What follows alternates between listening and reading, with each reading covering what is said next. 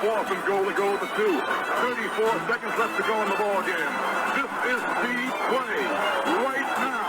Takes the snap. Targeted goes in. Targeted all alone. And the quarterback keeps. Wow, what a call. Nobody touched him.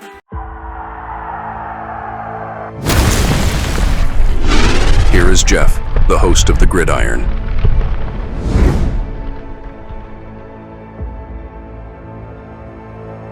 Well, welcome to the Gridiron, baby.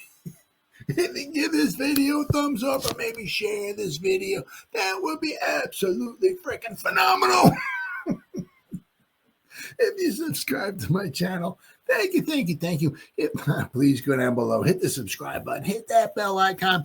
And when next time I go live or if I put a video out, you'll be notified. And it's free of charge. What do you got to lose? It's totally free of charge. But if you're subscribed to my channel, thank you. If you want to help support my channel out, description box below, very top link takes you to my membership page. I got 3 different membership levels. Each one has their own little perks to them. So once again, if you want to help support my channel out, it would mean so much to me. And I thank you in advance. And then finally, just underneath that, there's another link takes you to my Facebook group. It's called the New York Giants, The Gridiron. It's my Facebook group. We have over 9,900 members in the group, and it is doing simply marvelous, might I add. Basically, if I'm alive and breathing, and if I got internet access, I ain't putting stuff in this group going at 365. It's called the New York Giants, The Gridiron. It's my Facebook group. Please join it. You will not be dissatisfied. I promise. Woo! Super Bowl, baby! Woo! Absolutely unfreaking believable. Unbelievable. But then I guess after the past 3 years, after the past 2 years, then you throw this one in there. I mean, could you really be, any more surprised it's just straight trash, straight absolute garbage. It's just unbelievable. Yeah, they expect you to waste 3 hours of your life watching absolute garbage. But if you look, right, there is a common theme here, right? The Giants have been just totally outclassed, right? Every half of the first game of the season, Tennessee, Dallas, Vikings, and yesterday against the Commanders, just totally outclassed. In the first, we just absolutely come out, and it's like we have no idea what game. I thought like we go out there, we think we're playing cricket, and the other team's actually playing football. We can go back here. Let's go back. I can't remember. Was it 17-3 we were down against the Titans? All right, let's go. 2022 New York Giants. Just totally. It's like, thankfully, as what our defense did yesterday, it gave us a chance heading into the fourth quarter. We were still in the game. We were only down one score, right? Of course, the offense, couldn't find the end zone. But let's see, what were we at? Tennessee, the first game of the season, right? Box score. What was the score at halftime? I know we had made that nice push. Oh, I'm sorry, 13-0. We were down 13-0. And then Saquon got a 4-yard. Let's say, okay. Okay. Then we scored 2 touchdowns. The Titans went ahead, and then we came back.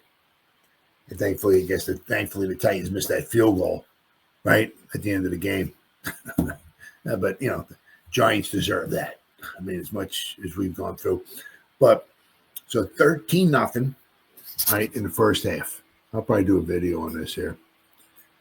All right, let's go 13-0. Let's go to the next year. Well, we lost 40-0, but I can't remember what it was at halftime to the Cowboys. It's the next season. So we get 13. All right, so we go game 1 here against the Cowgirls. We were losing 26-0. So that's 39-0. 39-0. All right, and we'll go last season against the Vikings.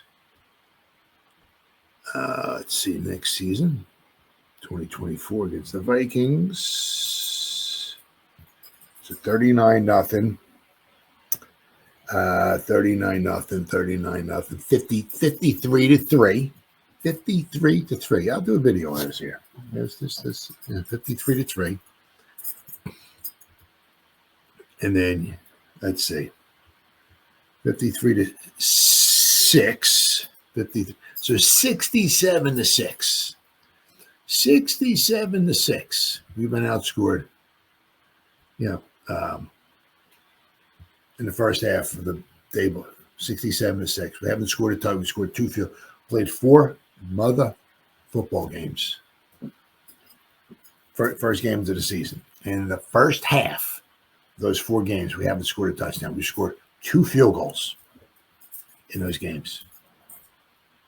67-6. We've been outscored in the first half. I mean, are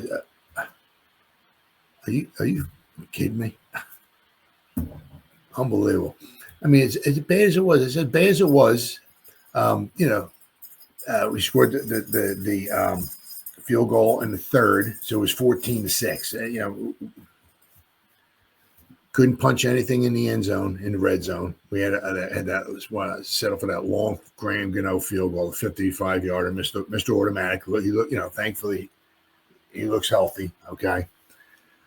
But then, of course, we got down, after we got down, 21-6, we got that nice drive down the field, but got down inside the 5, couldn't score. I mean, of course, we had to go for it. We could have easily kicked the field goal, made it 21-9, but, it was late in the fourth quarter. You got to go for a touchdown there. So, but we did not control the line of scrimmage, Now, there is also a difference here, too, because they got Daniels, we got Russell Wilson. Now, it's like you could see, I don't know if they knew our plays or what it was. It was just Russell would turn around and go to, hand, as he's turning to hand the ball off, 952 of the Commanders were all just charging the line of scrimmage and jumping this gap and just penetration, just undercutting guys and just getting in the backfield and all that. So as Russell's getting ready to hand the ball up, there's automatically 13 guys in the backfield already, just laying on the ground. They're ready to make a tackle and stuff. It's as they're there ready to get the running back. Now, the Giants can't do that because of Jayden Daniels. So there is a difference there. Jayden did what Jayden does. He didn't have Jayden had a good game. Could have been better because there was, the Commanders did drop some balls. That's about the only thing. I mean, it really wasn't, Graham Gano made both his field goals. Brian Burns looked very, very good. But, there's a few bright spots sprinkled in there, right? But, there wasn't much. Thankfully, I think Ertz dropped a couple of passes, so there were some passes that were dropped, or it certainly could have been worse, right? But we just did not control. I mean, I don't know, with sexy is, we're going to go over. This is a little farther down our program here this evening, but we're going to go over, how many snaps he was in. I mean, he definitely had to have him on a pitch count because, his arm and everything, his elbow might have been feeling okay, but he was not in, tip-top 100% football shape. So you can only have him in, all the guys, right, on a pitch count.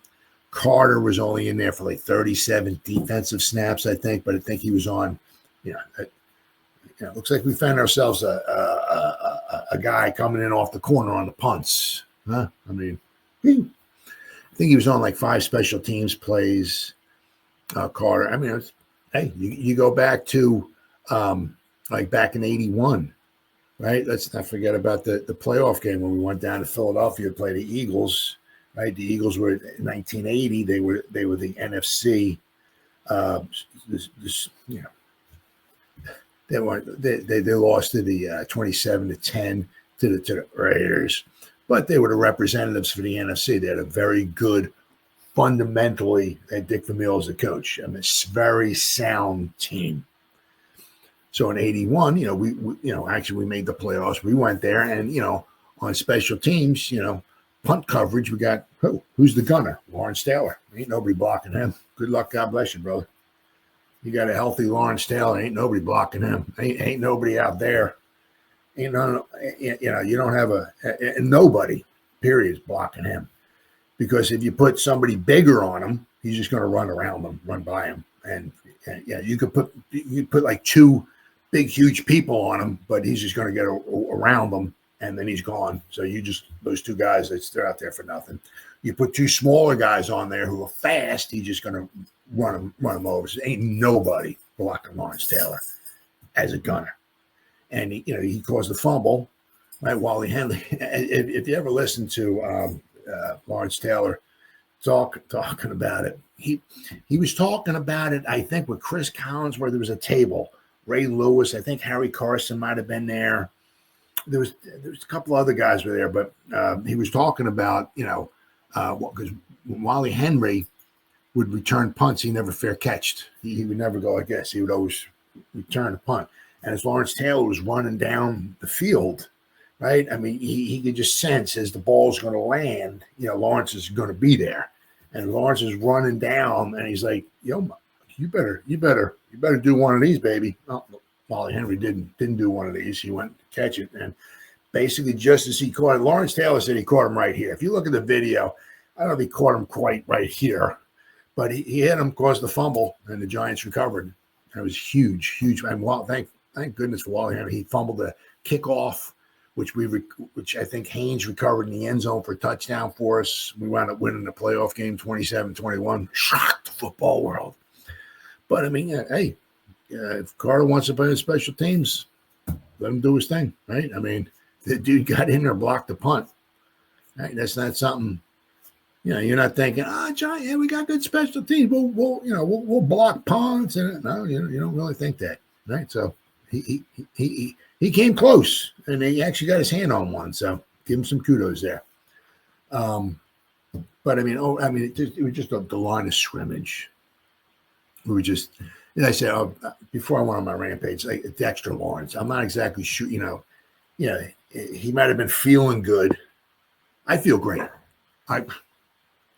Let's go, put me in, coach. But I'm only going to be so good because I'm not in football shape now. It might be the same thing with him. Maybe as the weeks go by, Dexter will get a little more better and better and better. He could have been out there and just been gassed. Who knows? But I didn't hear Dexter Sexy's name that often. I said Burns was amazing, but it was just that line of scrimmage was just you got to give it to the Commanders. It was we got in the red zone, couldn't do anything. Our offensive line was just, and to be fair, we're going to go over the offensive line just a little bit here, but it wasn't all Andrew Thomas or the lack thereof missing Andrew Thomas. I mean, Hudson was not very good, not good. We're going to talk about Hudson. He had his issues, shall we say? But a lot of the interior was a problem. A lot of guys getting into the backfield. We just can't turn around, hand the ball off. And our guys are just moving guys. It's just not happening. We're going to have fun against the Cowboys because Brian Baldy, good old Baldy, he did a little breakdown. And was showing, I think it was the last 7 carries that Saquon had, obviously on Thursday night when the Cowboys and the Eagles, were playing one another. I mean, it looked like in the beginning of that game. Well, I mean, if you're following the game, because I didn't watch the game because I was preparing to do a video. But following the game, I mean, it looked like it was going to be like an all-time record. It was like, is there defenses on the field? Maybe they only have like 3 guys on a defense on each side. I mean, like, it was like a tennis match. You score, I score, you score, I score, you score. Then in the second half, things really tightened. Of course, second half, the defense is tightened down. Of course, ABCD Lamb, his hands tightened down. His hands apparently were inside of his jersey because he couldn't catch anything. Guy wants $85 trillion a year, but he's not going to catch a pass. That's a bit odd. He wants the money, but when you have a bad game, do you give any of that money back? No? Yeah, sure. Cowboys could have won that game. But anyway, meanwhile, back at the ranch, but Baldinger did a very good job of breaking down. I think it was the last 7 carries that Saquon had. He just showed, I mean, the Cowboys were, you go into Philadelphia, and I said it wasn't like this the whole game, obviously, but toward the end there, they did a very good job of just shutting down Saquon. I mean, quite a few of his carries looked a lot like the Giants. Like, at the snap, guys are just getting in there, penetrating, shooting the gaps, or if they were getting blocked, they were getting blocked in the backfield. Sometimes you just turn around and you got 3 or 4 bodies just laying. You can't grab the ball and just take off running for a hole if you got bodies laying all over you. I mean, the Cowboys did a very, very good job of that. And if the Cowboys were able to do that to the Eagles' offensive line, they, could be a rough afternoon for the Giants when we play the Cowboys this Sunday. Mr. Tam, I mean, that dude wants to play some football. I think we know that's a good pick right there. But even he couldn't get anything going because every time, it just seemed like when he's in the backfield, it's like they just seem to expect him maybe a run, and just as soon as the ball gets snapped, what did he wind up with? Let's take a look here.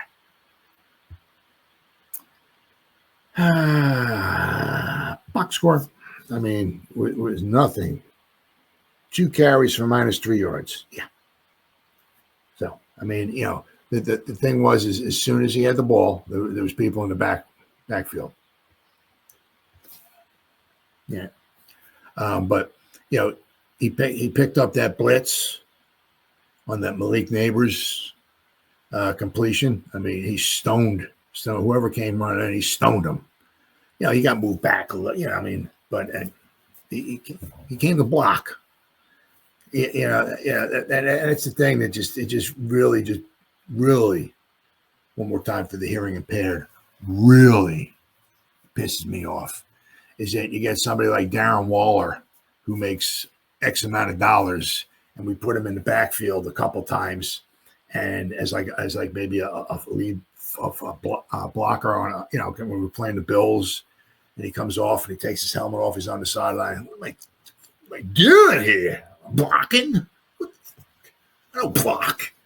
I mean, a guy makes all this money and stuff, and he's because he has to block a couple plays, maybe he's willing to retire. Then you look at Cam Scadaboo, who's a 4th-round pick, making probably maybe not even $1 million a year. Just put me on the field. I don't give a rat's rear end what I'm doing. I don't care. I'm going to hit somebody. You know what I mean? So it's like, I can't stand. Good. I'm glad the Dolphins got smoked yesterday. Good. Anyway, I don't want to talk about Daniel Jones, and then that other play, we had him out wide. Of course, we caught it 1 or 2 yards behind the line of scrimmage, but the first 2 guys that came at him missed him. He just boom, you know what I mean? And then, of course, he picked up like about 6 yards or so, But the problem is every time he runs into a guy and then he runs into another. I mean, of course, the cavalry's coming, so sooner or later there's going to be a bunch of guys, But just his attitude and everything, just that's what we need. You know what I mean? Hopefully he can stay healthy, because the problem with something like that kind of play, could beat you up.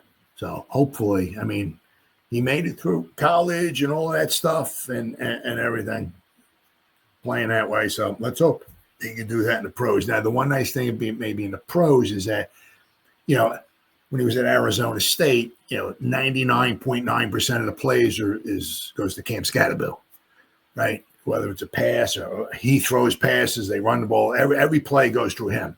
It's not going to be that way in the pros. So hopefully, if we're lucky, right, Cam could, you know, he's not going to get, 95% of the carries. So hopefully he can weather the storm. But you know, they played like they wanted it. They played it, they tougher. They controlled the line of scrimmage. We didn't, and our run defense once again. I mean, let's see here. Daniels did what Daniels did. I mean, that's the one of the problems. It's like going against Lamar Jackson, right? You know, it's you know, when he gets the ball and he's going to turn around and look like he might hand the ball off, you can't have 812 guys just crashing into the backfield ready to tackle the running back, because he just takes the ball and just runs around the edge and he's off and running. So that's where, you know, they have a huge advantage because, you know, for the most part, Russell Wilson is not going to do that. Russell Wilson, if he runs, is, out of life or death situation. We don't have many planned runs for Russell Wilson, you know. But, I mean, even if you take Daniels' runs out of there, I mean, the Commanders had 220 yards rushing. Take Daniels, he had 68. So just because I'm a moron, just make it easy. Say he had 70 yards rushing, 220.